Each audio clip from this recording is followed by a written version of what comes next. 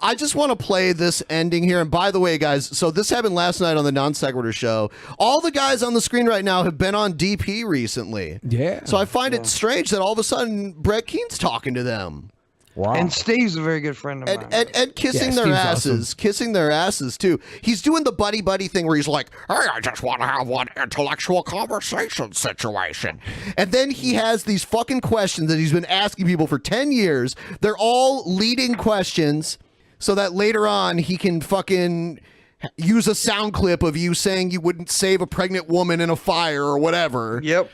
Against you. No, I didn't know. And he acts like he wants to interview you, but he asks the question, he gets your answer, and then he moves on to the next question. There's nothing more than that. Interview me. He's been coming to my chat room every day saying, "Pimp, let me interview you." I'm like, nah. Here's my first question. So if Dawn brings you mac and or chili with no cheese, which eye do you punch her in? The left or the right eye? It's always the left eye. This is the link is down below if you guys want to see the whole thing. I just wanted to play my favorite part, which is when Kyle basically reveals that he had ulterior motives having Brett on the show, and it's so great.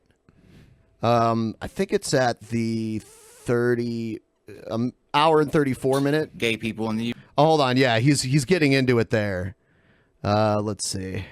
Okay, the only one that I've seen is the one where you announced that this. Right now, Brett's taking a dump yesterday or something like that. But he always does this where, like, when you have him on a show and he's getting destroyed, he like. He's like, I gotta go to the bathroom. I'll be right back. Oh, I gotta pump a grumpy. Yeah, yesterday. Well, I mean, I was just gonna say that, like, I normally on this particular channel when we all of his questions are like hypotheticals, like what would you do in that situation? We have these kind of discussions. It's not just it's not just a sit down and you ask like one question right after another, and you don't challenge the person on it. And by the way, I really like their animated overlay. That's something I want. Like, normally, cool. you ask a question, and then like that's kind of a topic you talk about for a little bit, and it's fine to bring up other questions. But I guess I was just expecting more of a conversation. Come on, Brett, come back. Like an interrogation. Ooh. Oh, I apologize if you perceived it as such. Go ahead. Oh, here he is. Okay, I guess he's already back. They were just being like, your questions are dumb. Brett, I think the pink elephant with the big dick in the room is more of along the lines of how much of a takeaway do you get from any of these answers? These are not the first time you've ever asked these questions. These questions you've asked for a very long time. Yeah, you've gotten very similar answers, and in some cases very technical answers from people that are very astute, that are experts in these particular fields. When you ask the same questions in a way that it seems to be a little honestly disingenuous, when the answers have already been given to you, what are you trying to learn? If people have already explained it to you and explain in a way that you're going to hopefully understand, you're not at that point really learning anything, are you? Because you've already had the answers given to you. Well, I'm always learning, because if you see some of my live hangouts and all that, I've had atheists answer in all kinds of different ways, like especially with the would you pray for a dying person. I talked to a guy called Will Kincaid, who's a friend of TJ. He came in and he said that he would totally do it because he believes that he brings comfort to somebody in their last moments. But then Godless Engineer over here, he said that he felt like your Godless Engineer wouldn't help anybody. He feels like it would be an empty gesture.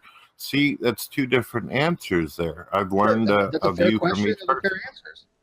All right, so I think Kyle's about to do his thing. This is great.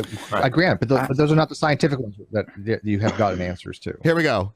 I ultimately wanted to say that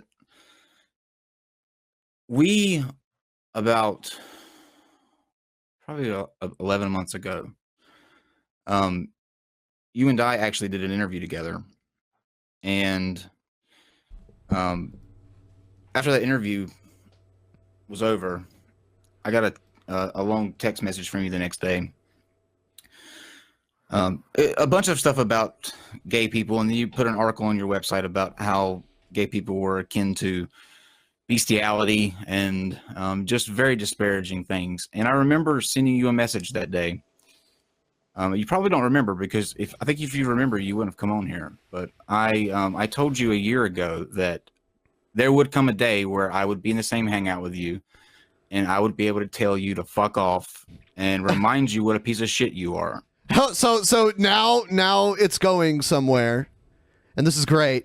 Brett stabs so many people in the back that he forgets who he stabbed in the back. This is Kyle's. My name is Inigo Montoya.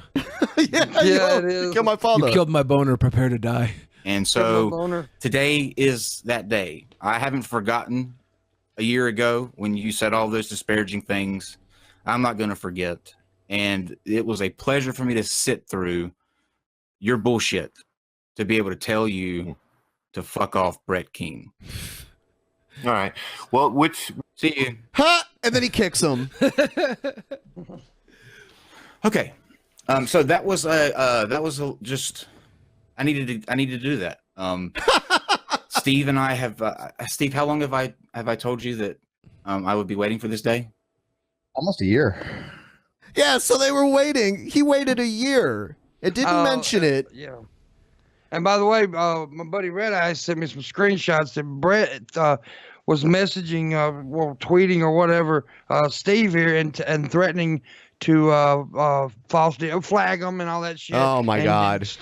And a whole bunch of it because they said he said they lied on him and they broke all kind of. And if he don't get a public apology, he's blackmailing him. Said if he doesn't get a public apology, he's going to flag him and get him kicked off. That's just part of the Brett cycle. And another part of the Brett cycle, because before he did this interview, he was all like, oh, I like you guys. Just want to have a nice conversation. We can be good, you know.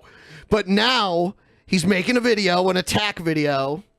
Oh, and surprise, surprise, he was recording them the entire time, even before they went on the air. Oh, they would have knew that, though. He does that. But here's the thing. I don't personally have issues with Brett, but that blackmailing somebody, tell them to apologize to me or else, that's some bullshit right there.